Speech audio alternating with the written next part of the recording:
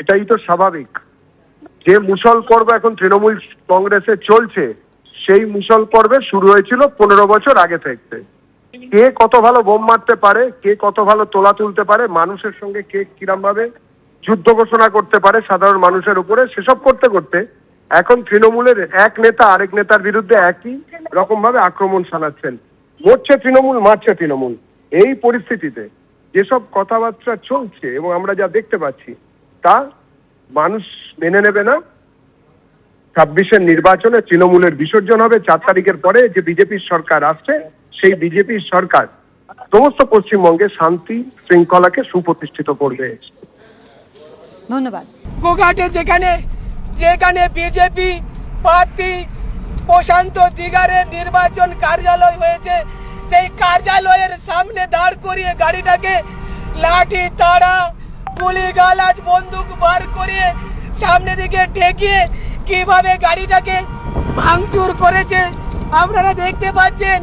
কিভাবে মানুষের কণ্ঠরোধ করতে চাইছে আপনারা দেখতে পাচ্ছেন।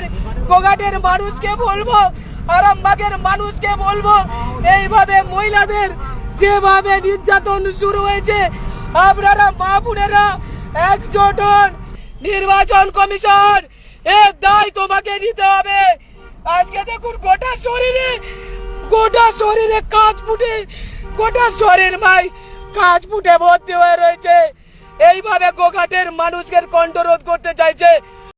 দেখো, এই ঘটনা ঘটে টেক্সাসের যে গোঘাট প্রাথমিক স্বাস্থ্য কেন্দ্র রয়েছে, ঠিক তার সামনে এই ঘটনাটি বলা যাচ্ছে যে গোঘাট থেকে আরামবাগের অভিষেক বন্দ্যোপাধ্যায় সভার উদ্দেশ্যে তিনি গাড়িতে করে রওনা দিয়েছিলেন। সেই সময় ওই টেক্সাসের এলাকায় তার গাড়িতে কিন্তু আটকান বেশ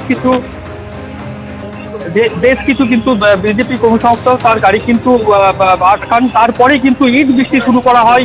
ইটের ঘায়ে কিন্তু দেখা যাচ্ছে যে এমপি সাংসদের গাড়ি, সেই গাড়ি কিন্তু একেবারে ভেঙে গিয়েছে, কাঁচ ভেঙে দেওয়া হয়েছে। এই ভেতরেই কিন্তু সামনে সিটে তিনিও কিন্তু জখম হয়েছেন, তার গায়েতে ইট লেগেছে, পাশাপাশি বেশ কিছু কাঁচের গুঁড়ো কিন্তু ছিটকে লেগেছে, আহত হয়েছেন। তারপরেই কিন্তু তাকে কোনো রকম ভাবে উদ্ধার করে আরামবাগ মেডিকেল কলেজে নিয়ে আসা হয়। সেখানেই কিন্তু আপাতত এখন চিকিৎসাধীন রয়েছেন মিতালি বাগ, তিনি কিন্তু এখানেতেই এখন চিকিৎসকদের পর্যবেক্ষণে রয়েছেন।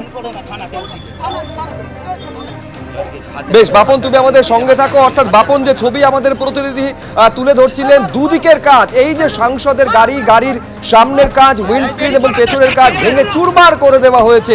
সরাসরি এই অভিযোগ করছেন, পুরোটা নিজের সোশ্যাল মিডিয়া হ্যান্ডেলে তুলে ধরেছেন তৃণমূল সাংসদ। এবিপি আনন্দ, এগিয়ে থাকে, এগিয়ে রাখে।